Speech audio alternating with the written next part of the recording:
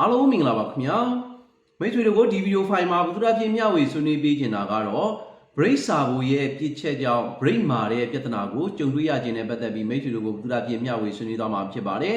်ကားရဲ့ brake စနစ်မှာဆိုလို့ရှိရင် brake servo ရဲ့ခန်းခန္ဓာကလည်းအရန်ကိုရေးပါပါတယ် brake ကိုတတောင့်တတနဲ့နင်းလို့ရအောင် brake servo ကနေပြီးတော့လှုပ်ဆောင်ပေးပါတယ်အဲ့တော့ brake servo ကဘယ်ရဲ့အားကိုယူထားလဲဆိုတော့အင်ဂျင်ရဲ့ဘေကွန်အားကိုယူထားပါတယ်ဓာတ်ဆီကားအင်ဂျင်တွေမှာဆိုလို့ရှိရင်တော့အင်လက်မက်ဂနီဖိုထဲမှာရှိနေတဲ့လေဟာနယ်ကိုယူသုံးပြီးတော့ brake servo တွေကလှုပ်ဆောင်ပေးတယ်ဒီဇယ်အင်ဂျင်တွေအတွက်ဆိုလို့ရှိရင်တော့သူ့မှာတီးတန့်ဘေကွန်ပန့်ဆိုပြီးတော့ပါတယ်အဲ့ဒီဘေကွန်ပန့်ရဲ့အနှုတ်ခီအားကိုယူပြီးတော့မှ brake servo တွေကလှုပ်ဆောင်ပေးတာဖြစ်ပါတယ်အဲ့တော့ brake servo ဟာဆိုလို့ရှိရင် master pad ရဲ့ဘေးနားမှာတက်ဆင်ထားပြီးတော့ brake နင်းလိုက်တဲ့အခါမှာနင်းတဲ့သူကိုတက်တောင့်တက်တာရှိအောင် brake servo ကနေပြီးတော့လှုပ်ဆောင်ပေးတာဖြစ်ပါတယ်အဲ့ဒါကိုတချို့ကလည်း brake booster လို့လည်းခေါ်ကြပါတယ် booster ဆိုတာကတော့ brake ရဲ့အားကိုစပွားပြီးတာပေါ့ဗျာเนาะအဲ့လိုပုံစံမျိုးကြောင့် brake servo ပဲခေါ်ခေါ် booster ပဲခေါ်ခေါ်သူ့ရဲ့ခေါ်ကတော့တူတူပဲဖြစ်ပါတယ်အဲ့တော့ brake မာတဲ့ပြဿနာမျိုးကိုကြုံတွေ့ရတဲ့အခါမှာ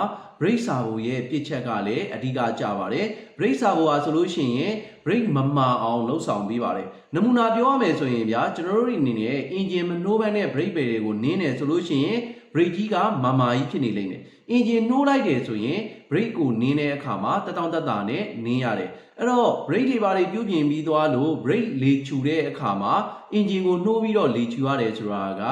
engine ရဲ့ inlet manifold ရဲ့ဒီအနှုတ်ခီအားကိုယူသုံးလိုက်တဲ့အဲ့အတွက် brake servo ကလှုပ်လှုပ်နေတဲ့အတွက်ကျွန်တော်တို့အနေနဲ့ brake pedal ကိုနင်းရင်တတောင့်တတနဲ့နင်းလို့ရတယ်ဒါကြောင့်မဲကားမောင်းနေတဲ့အခါမှာ brake pedal ကိုနင်းလို့ရှိရင်တတောင့်တတနဲ့နင်းလို့ရတယ်နည်းနည်းလေးနင်းလိုက်တာနဲ့ brake ကမိသွားတယ်အဲ့ဒါက brake servo ကနေပြီးတော့မှ brake ရဲ့နင်းအားကိုစပွားပေးထားတယ်တတောင့်တတရှိအောင်လုပ်ပေးထားတာဖြစ်တဲ့အတွက် brake ကမမာဘန်းနဲ့တတောင့်တတနဲ့နင်းလို့ရနေတာဖြစ်ပါတယ်အဲ့တော့ brake servo မှာပြစ်ချက်ဖြစ်နေတဲ့အခါမှာဆိုလို့ရှိရင် brake ကြီးကမာမာကြီးဖြစ်နေလိမ့်မယ်ပေါ့ဗျာเนาะအဲ့တော့ brake servo မှာဘယ်လိုပုံစံမျိုးနဲ့ပြစ်ချက်တွေဖြစ်နေတာလဲ brake servo ဟာဆိုလို့ရှိရင်များသောအားဖြင့်တော့ဗျာ brake servo ရဲ့ပုံစံဟာဆိုလို့ရှိရင်အမဲအလုံးကြီးဖြစ်တယ်အထဲမှာ diaphragm ရှိမယ်ပြီးရင် spring တွေရှိမယ် washer တွေရှိမယ်အဲ့လိုမျိုးရှိပြီးတော့မှသူ့မှာ brake servo မှာလေပိုက်တစ်ပိုက်ပါတယ်အဲ့ဒီလေပိုက်က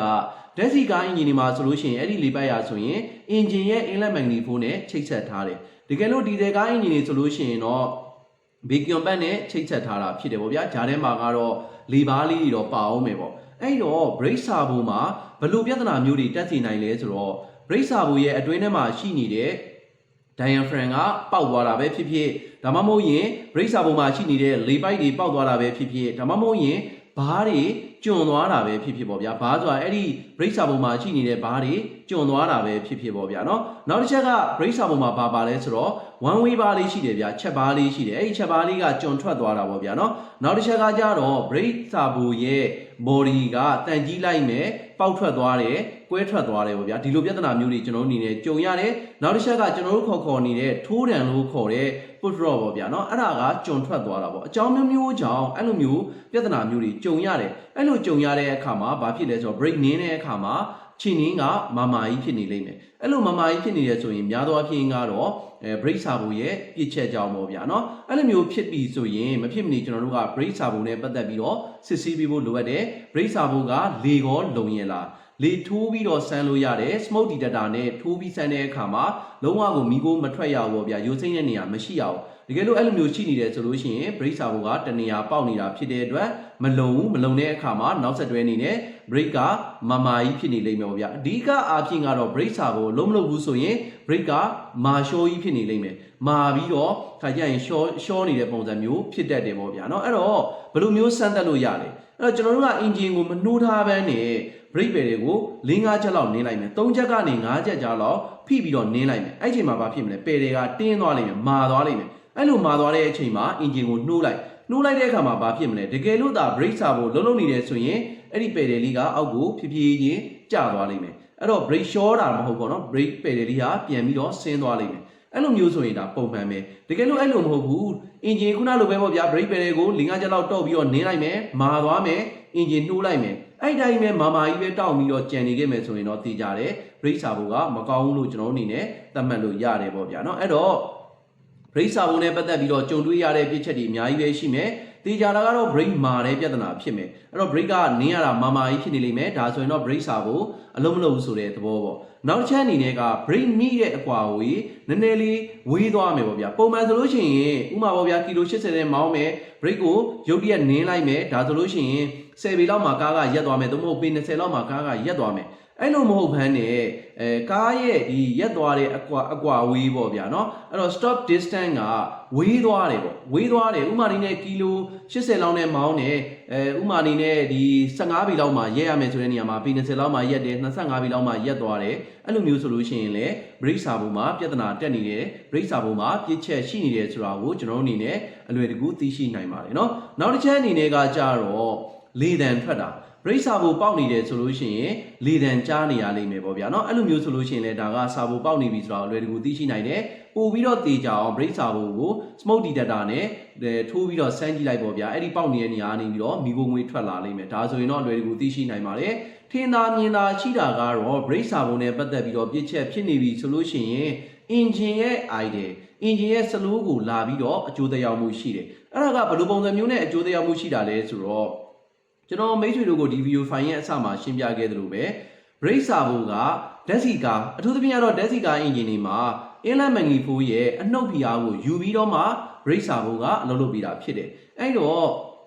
brake pedal ကိုနင်းလိုက်တဲ့အခါမှာသူ့ရဲ့အနှုတ်ဖိအားကြောင့်ပေါ့နော်ကျွန်တော်တို့က pedal ကိုအသာလေးပဲနင်းလို့ရတယ်တကယ်လို့ brake စာဖို့ကပေါက်နေတယ်အဲ့လို့ဆိုရင်ဘာဖြစ်မလဲပြောင်းပြန်အနေနဲ့ inlet manifold ထဲမှာအနှုတ်ဖိအားဖြစ်နေတယ်vacuum ဖြစ်နေတယ်လေဟာနယ်ဖြစ်နေတယ်ဆိုတဲ့အနေအထားမှာ brake စာဖို့ကလုံမနေဘဲနဲ့ပေါက်နေရင်အဲ့ဒီ brake စာဖို့ထဲမှာရှိနေတဲ့လေကို inlet manifold ထဲကနေဆွဲပြီးတော့သွင်းတယ်အဲ့ဒါဆိုရင် engine ထဲကိုပြင်ပကတခြားတနေရာကနေလေတွေကဝင်နေတဲ့သဘောမျိုးဖြစ်နေတယ်အဲ့တော့ system 2 link ဆိုတဲ့ P0171 ဆိုတဲ့ကုတ်တွေကတက်စီနိုင်တယ်အဲ့တော့ engine ဘိုင်းမှာပြည့်ချက်ဖြစ်တဲ့အခါမှာ brake စာဖို့ကိုလည်းစစ်ဆေးပေးဖို့လိုအပ်ပါတယ် brake စာဖို့ရဲ့လေးပိုက်တွေကွဲနေတာ brake စာဖို့ပေါက်နေတာဘားတွေမလုံးတာအဲ့လိုမျိုးဆိုရင် engine ထဲကိုလေကအဲ့ဒီနေရာတွေကိုဝင်နေလိမ့်မယ်ဝင်နေတဲ့အခါမှာဘာဖြစ်မလဲဆိုတော့ system 2 link ဆိုတဲ့ P0171 ဆိုတဲ့ကုတ်တွေတက်စီနိုင်ပါတယ်ဘာကြောင့်အဲ့လိုမျိုးတက်လဲဆိုတော့ပုံမှန်ဆိုလို့ရှိရင်ဗျာ engine ထဲကိုဝင်လာတဲ့လေက MES sensor ကိုဖြတ်တယ်အဲ့ဒီ MES sensor ဆိုလို့ရှိရင်လေစစ်နဲ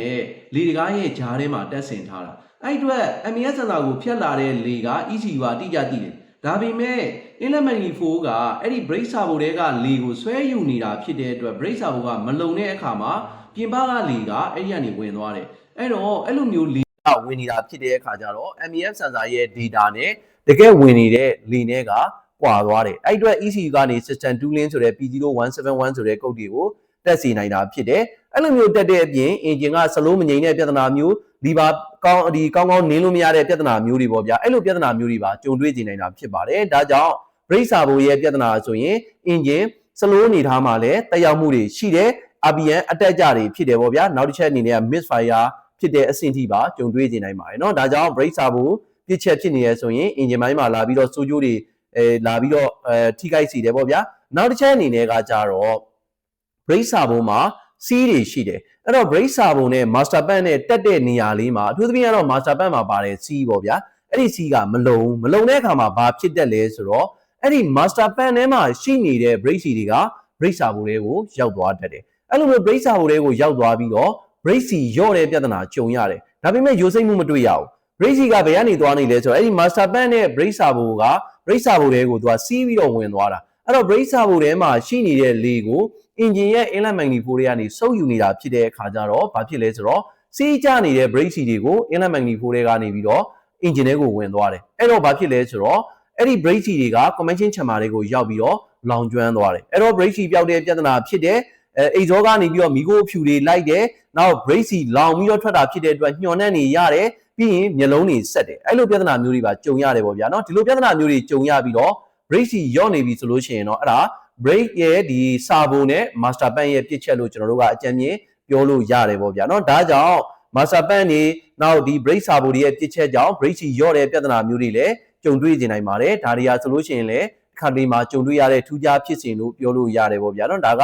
နောက်ဆက်တွဲကြုံတွေ့လာစေနိုင်တဲ့ဆိုးကျိုးတွေပါဒါကြောင့်ဒီ brake servo မှာပြစ်ချက်ဖြစ်တဲ့အခါမှာဆိုလို့ရှိရင် brake မှာတဲ့ပြဿနာတွေကိုအဓိကအားဖြင့်ကြုံတွေ့ရတာဖြစ်တဲ့ဒီဇယ်ကားအင်ဂျင်ပဲဖြစ်ဖြစ်ဓာတ်ဆီကားအင်ဂျင်ပဲဖြစ်ဖြစ် ဒီ brake servo ရဲ့ပြဿနာတွေကကြုံတွေ့ရပါတယ်အထူးသဖြင့်ကတော့ဓာတ်ဆီကားတွေမှာဒီပြဿနာကကြုံရတယ်ဓာတ်ဆီကားတွေမှာဆိုလို့ရှိရင် brake servo ရဲ့ပြဿနာကြောင့်အင်ဂျင်ပိုင်းမှာလာပြီးတော့ထိခိုက်မှုဖြစ်စေတယ်ပေါ့ဗျာနော်ဒါကြောင့် brake မာတယ်ဆိုလို့ရှိရင်တော့မိတ်ဆွေတို့အနေနဲ့ brake servo ပေါက်နေသလားဝါရှာတွေပဲပြစ်ချက်ဖြစ်နေသလား diaphragm ပေါက်နေသလားဘားတွေပဲမကောင်းတာလား brake servo ရဲ့လေးပိုက်တွေပဲကွဲနေတာလားဆိုတာကိုစစ်ဆေးသင့်ပါကြောင်းဒီဗီဒီယိုဖိုင်လေးနဲ့ဘုဒ္ဓဖြစ်မျှဝေဆွေးနွေးလိုက်တာဖြစ်ပါတယ်အားပေးတဲ့တယောက်ချင်းတိုင်းကိုကျေးဇူးအများကြီးတင်ပါတယ်ခင်ဗျာ